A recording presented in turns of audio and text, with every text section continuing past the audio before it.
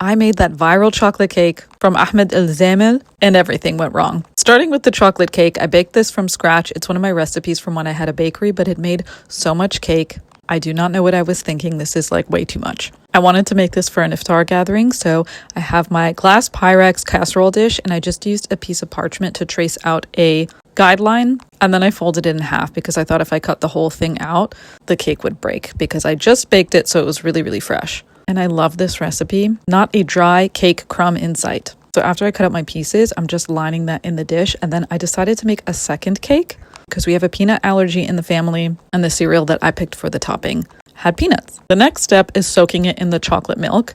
I didn't have chocolate milk, so I made some with just regular milk and then melted chocolate. Again, that was way too much. I needed about half of that. I put that to the side and then I worked on the cream layer. So this has condensed milk, cream cheese, heavy cream, and then a thickening agent that's like those little pouches of the stabilized whipped cream things. The one recipe I found said to do half cream, half milk. That was not a good idea, but at this point in time, I didn't know that. So I'm just going along and I'm starting to get nervous because I'm like, this bowl is way too small. There's that whipped cream stabilizer.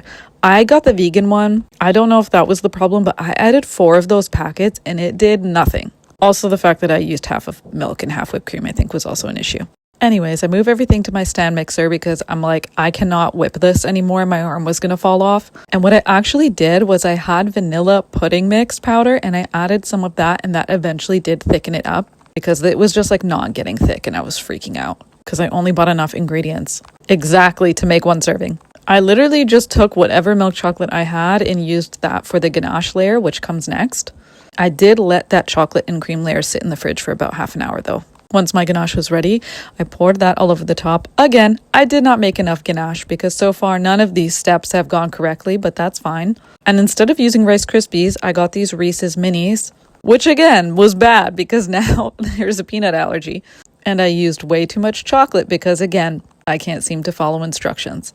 I didn't actually go by one single recipe. I just kind of watched people's videos and was like, man, I can figure this out. That was the wrong approach, let me tell you. That combined with it being Ramadan was just like a disaster. However, at this point, I was like, you know what? This is looking pretty good. This is looking delicious. But I couldn't try any because, So I did my best to just squish it all back together and hope that nobody noticed that I had already cut into it. It's fine.